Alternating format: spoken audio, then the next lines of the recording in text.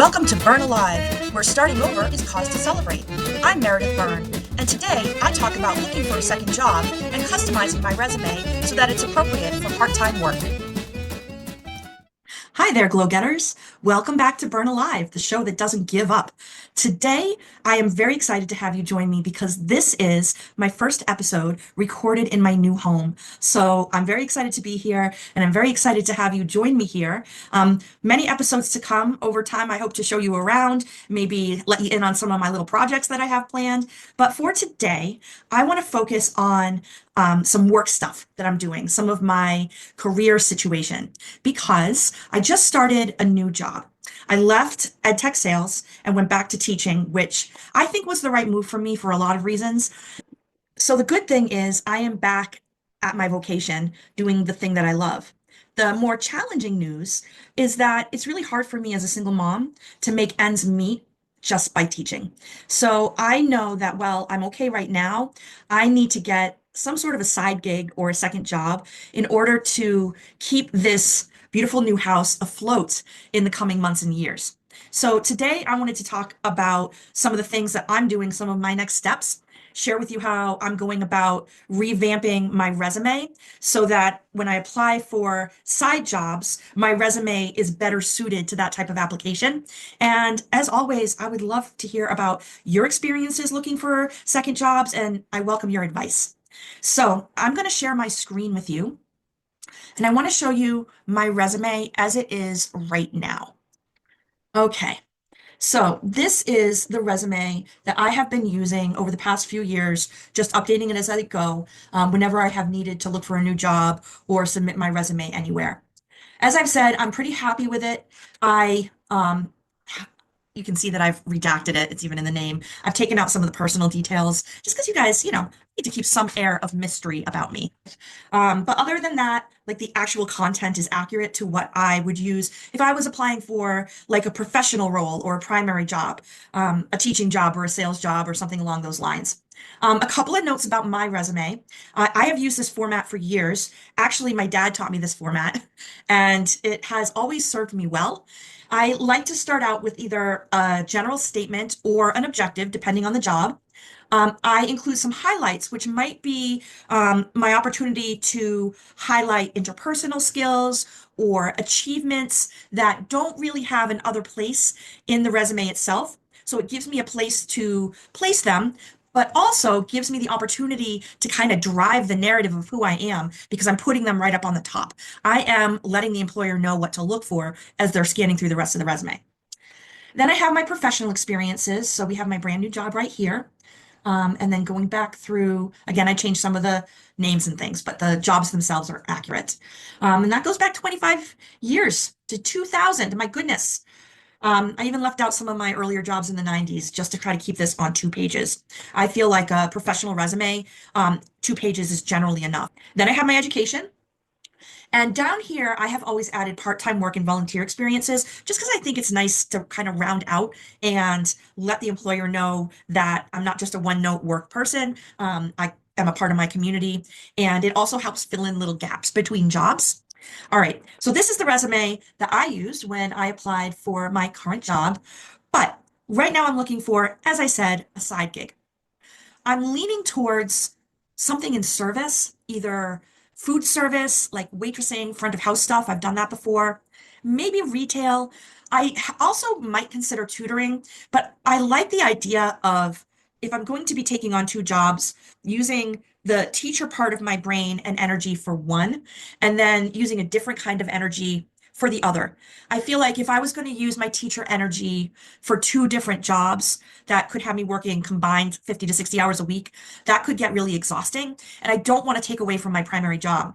But teaching and then waitressing, that's easy. Like it draws from different parts of me, if that makes sense. I know I would like to apply for jobs and I'm going to need a resume, but I feel like this resume isn't going to do the trick if I'm applying at the chain restaurant across town, or even the really nice restaurant across town. So my plan is to tweak it. And my first step in doing that is I'm going to use artificial intelligence just on my first draft, and then I'm going to build it out from there. So I'm going to go over to ChatGPT, All right. And what I would like to do is show it. I'm going to close that out. Show it this resume so I can attach something. Boop, boop. Okay. And what's really important when you're using AI is thinking through the question or the prompt, because the quality of the answer that you're going to get is going to reflect the quality of the question that you're asking. So I'm going to say,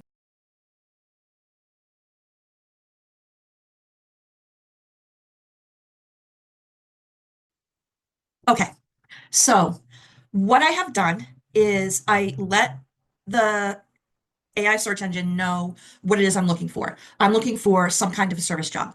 Then I told it what I want to do. I want to revise my resume so it's appropriate to this type of job, and I want to revise it down to one page. And then the last thing I did is I asked it, I gave it some direction on searching.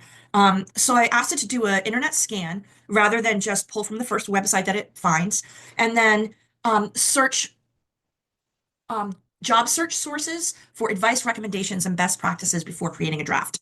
So the reason for doing that is I'm really asking the artificial intelligence to key in on better information than just what it might first get at first search. So let's see what we come up with.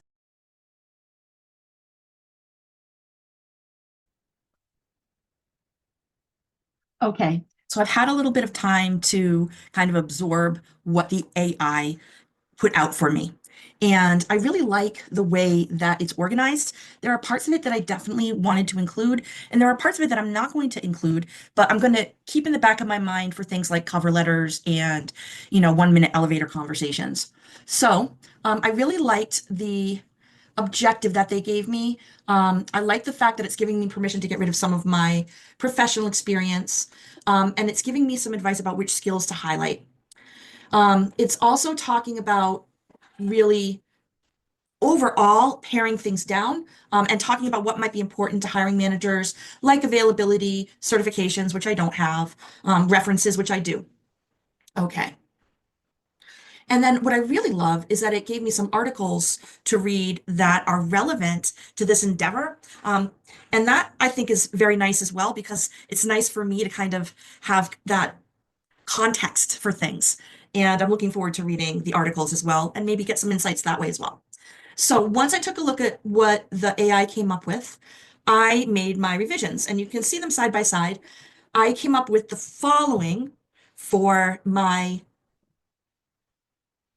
objective. You'll notice that Chat GPT recommended I say dedicated, professional, used the phrase organizational skills. I am dedicated to work, definitely to my teaching, but my family definitely comes first. Organizational skills are not my strong suit, so I kind of want to highlight other things.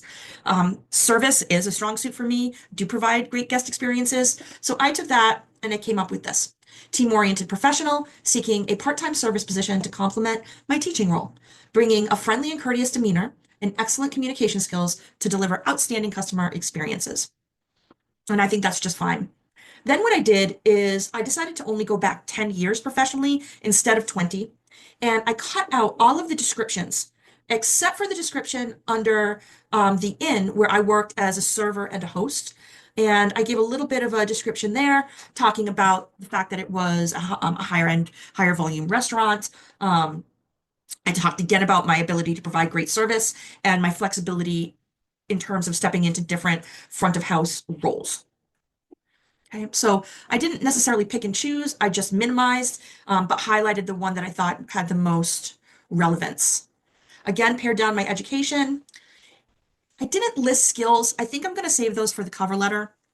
I did add my availability down the bottom. And then because there's so much that I took out, I highlighted the link to my LinkedIn down here where people can go if they want to see more employment experiences or professional references or skills that they could find on my LinkedIn.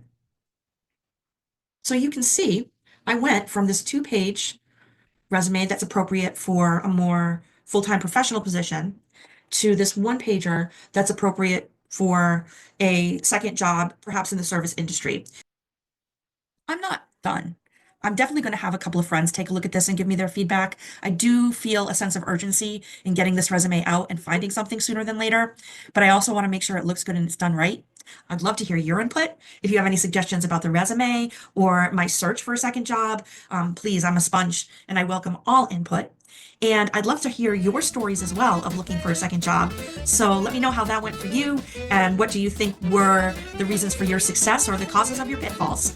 Meanwhile, shine on, glow getters. I'll catch you next time and I'll keep you posted. Bye.